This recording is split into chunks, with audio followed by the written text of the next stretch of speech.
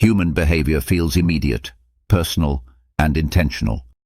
Someone raises their voice, throws a punch, cheats, lies, helps, sacrifices, or forgives, and our minds rush to explanations that feel intuitive: character, choice, values, personality, good or evil. Behave exists to dismantle that reflex.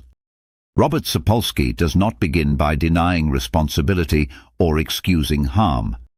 He begins by asking a more unsettling question. What does it actually take biologically for any behavior to occur at all? The book's core idea is deceptively simple and profoundly destabilizing. To understand a behavior, you must understand everything that influenced the brain in the seconds before the act, the minutes before, the hours before, the years before, the decades before, and even the evolutionary history of the species. Any explanation that stops at "they decided" is not wrong in a moral sense, but it is scientifically incomplete. Sapolsky's goal is not to make you feel comfortable. It is to make you honest.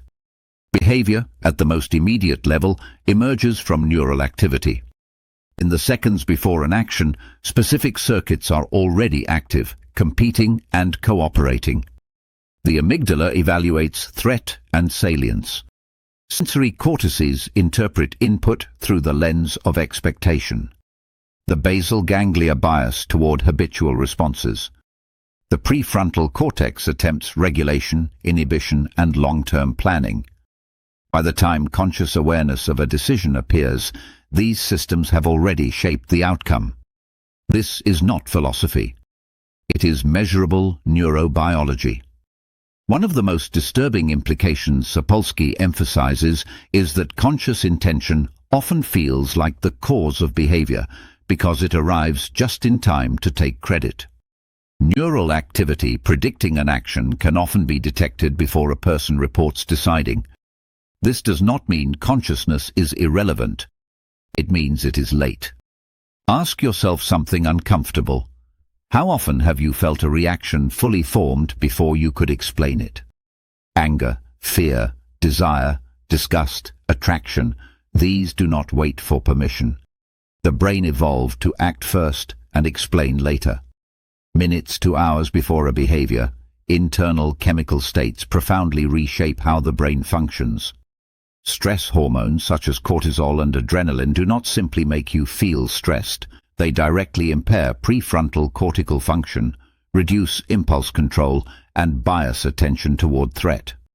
Testosterone can increase reward sensitivity and risk-taking in certain contexts. Oxytocin can increase trust and bonding, but also intensify in-group favoritism and out-group hostility. Sapolsky repeatedly shows that hormones are context amplifiers, not moral forces.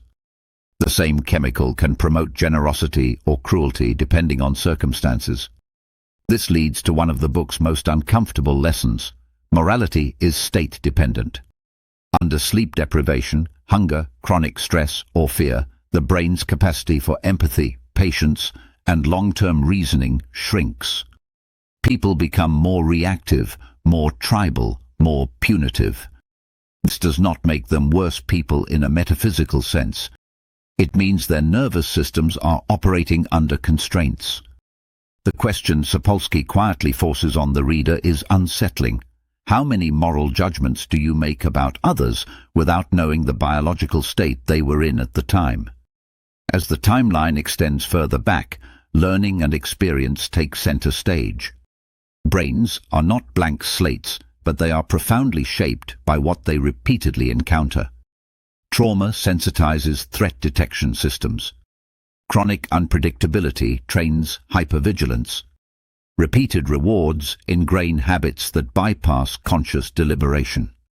Sapolsky uses addiction as one of the clearest examples. Drugs do not create pleasure, they hijack learning mechanisms. Over time, cues trigger craving automatically, long before conscious thought. At that stage, saying, "just stop," misunderstands what has changed. The behavior is no longer a choice in the way we intuitively mean it. It is a learned neural pathway firing on schedule.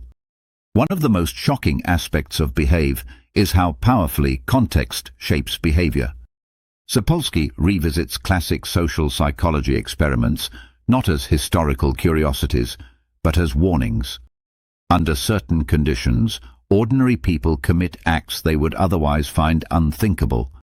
Obedience to authority, conformity to group norms, diffusion of responsibility, these are not character flaws. They are predictable features of social brains. The disturbing implication is unavoidable. If you had been there, under those conditions, with that biology, you might have done the same. The book does not say this to provoke guilt. It says it to destroy moral arrogance. Childhood enters the picture next, and here the book becomes especially uncomfortable. Early life stress does not simply influence personality. It programs stress response systems. Children raised in violent, chaotic or unpredictable environments develop nervous systems optimized for survival, not reflection. Hypervigilance, impulsivity, emotional volatility, and aggression often emerge as adaptive responses to danger. The tragedy, Sapolsky emphasizes, is that what helps a child survive an unstable environment often sabotages them later in a stable one. This forces a deeply unsettling question. How many behaviors we punish are adaptations to environments we tolerated? Culture and social structure layer themselves onto biology in complex ways. Sapolsky dismantles simplistic ideas of human nature by showing how variable behavior is across societies. Levels of violence, cooperation, gender norms, hierarchy, and empathy differ dramatically depending on cultural context. Yet, culture does not float above biology. It feeds back into it. Inequality increases chronic stress. Social exclusion activates the same neural circuits as physical pain. Poverty impairs cognitive bandwidth. When societies normalize competition, scarcity, and humiliation, they are not just creating social outcomes. They are shaping brains. Evolution pushes the timeline back even further. Sapolsky treats evolutionary explanations with caution, precisely because they are often misused. He does not argue that genes determine behavior. He shows that evolution created predispositions and trade-offs. Humans evolved in small groups, where loyalty, conformity, and suspicion of outsiders increased survival. Those tendencies still operate in modern brains, where they can fuel racism, nationalism, and violence. The uncomfortable truth is that some of our most destructive instincts are not anomalies. They are ancient adaptations misfiring in modern contexts. Race and gender receive particularly rigorous treatment. Sapolsky demolishes biological determinism while refusing comforting myths. There is no genetic basis for racial superiority, yet perceived race profoundly shapes stress responses, policing outcomes, health, and opportunity.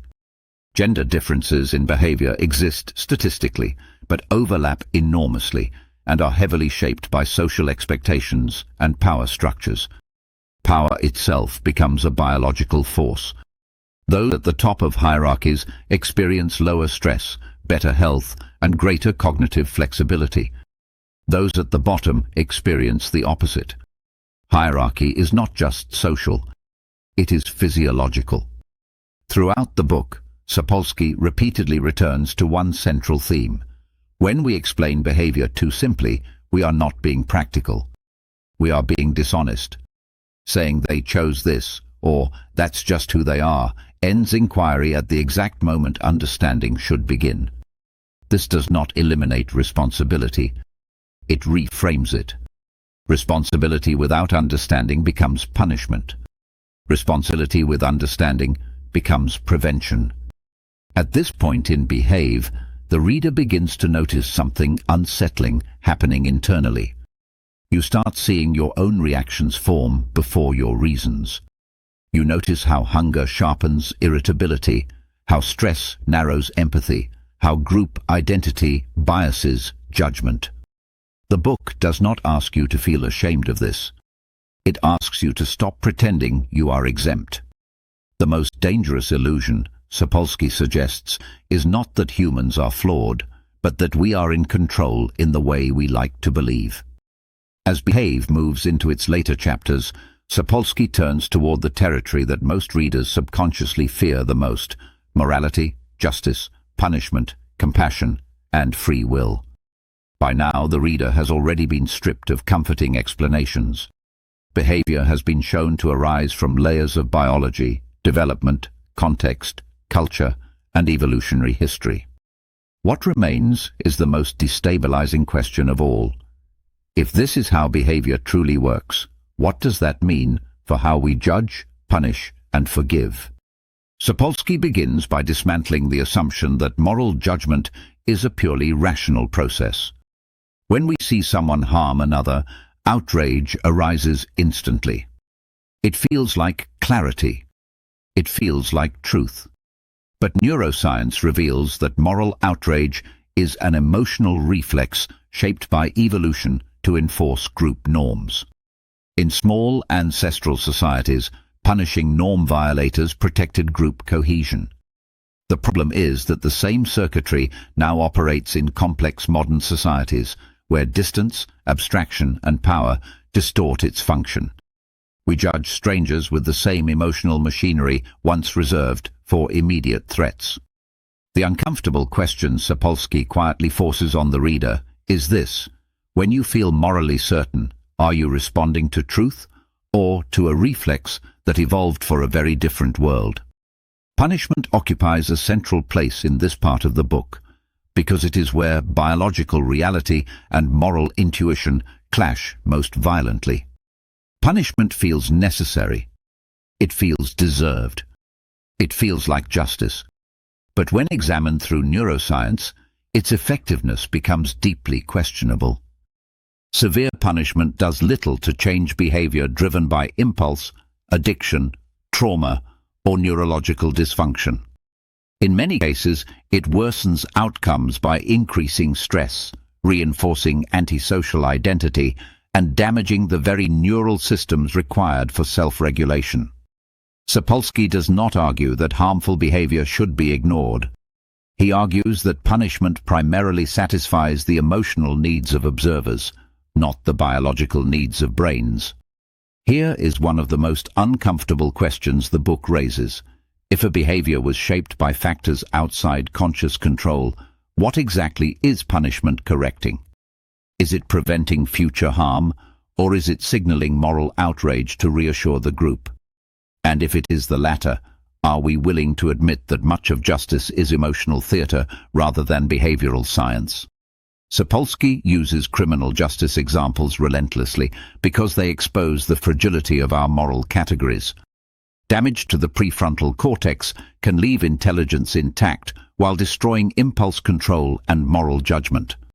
Individuals with such injuries may understand rules perfectly and still violate them compulsively. In courtrooms, they look indistinguishable from bad people. Biologically, they are not. This forces an uncomfortable realization. If one brain injury can transform a law-abiding person into a repeat offender, how much credit do we deserve for our own good behavior? Free will becomes unavoidable at this stage. Sapolsky does not argue that humans are puppets or that choice is meaningless. He argues something far more unsettling. Choice exists, but it is constrained at every level. Genes bias development. Early environment programs stress systems. Culture shapes norms. Context primes perception. Hormones bias impulse. Neural activity precedes awareness. At no point does a fully independent decision-maker step outside this cascade. The sensation of choosing is real, but it is not the origin of action. It is the final narrator. The question that follows is deeply uncomfortable and difficult to escape. If you rewound the universe to the exact same state, same genes, same childhood, same stressors, same brain chemistry, would the same behavior occur again? Sapolsky's answer leans toward yes. And if that is true, then traditional notions of blame are biologically naive, not morally meaningless, but fundamentally incomplete. Yet Sapolsky refuses the easy slide into nihilism. Responsibility, in his framework, does not disappear. It changes form. Responsibility is no longer about metaphysical freedom. It is about causality and consequence. We still need rules. We still need protection from harm. We still need boundaries. But the justification for these systems shifts. They exist not to punish souls, but to manage behavior in biological organisms. This reframing feels cold to many readers. Sapolsky would argue that it is more humane, not less. Compassion in Behave is not treated as a lofty moral ideal. It is treated as a biological capacity that fluctuates with context. Stress reduces empathy. Scarcity narrows concern. Power dampens perspective-taking. These effects are measurable. This does not excuse cruelty, but it explains its distribution. People are not equally capable of compassion at all times. One of the book's most disturbing implications is that moral failure often reflects biological state rather than moral character. Sapolsky also addresses the limits of empathy itself.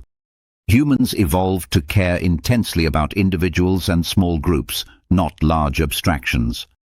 This is why we feel devastated by one identifiable victim, but numb to statistics. The brain did not evolve for large numbers. Understanding this does not make you colder. It makes you honest about why moral fatigue exists. The uncomfortable question that follows is unavoidable. If empathy is biologically limited, how should societies design systems that do not rely on constant moral heroism? As the book moves toward its conclusion, Sapolsky emphasizes one radical implication again and again. If behavior is shaped, then behavior can be reshaped. Not through slogans, but through environments. The most effective moral interventions are not harsher punishments or moralizing speeches, but policies that reduce stress, inequality, instability, and deprivation. When stress decreases, self-control improves. When childhood environments stabilize, lifetime outcomes shift. When inequality narrows, violence declines. These are not ideological claims. They are biological findings. This is where many readers feel resistance. It feels as though something essential is being taken away, the belief that people deserve what happens to them. Sapolsky does not deny that this belief is emotionally powerful. He questions whether it is biologically accurate or socially useful. The most uncomfortable realization is that our attachment to blame may serve emotional satisfaction more than justice. The book does not offer utopian solutions. Sapolsky is explicit about that. Neuroscience does not tell us exactly how to build a perfect moral system. It tells us which assumptions are false. It tells us that cruelty will not be eliminated by punishment alone, that self-control cannot be summoned equally by all brains, and that understanding behavior reduces outrage while increasing responsibility at the societal level. By the end of Behave, the reader occupies an uneasy but fertile psychological space. You can no longer confidently say, "They chose this," without hearing the echo of countless biological qualifiers. You can no longer judge without sensing the machinery beneath the action. And perhaps most disturbingly, you can no longer fully take credit for your own virtue without acknowledging the immense role of luck, genetic, developmental, and social, in shaping who you are. The book does not ask you to abandon morality. It asks you to grow it up, to move from instinctive judgment to informed response, to replace moral outrage with structural prevention, to recognize that the brain is not an enemy of ethics, but its deepest context. And that may be the most uncomfortable lesson of all.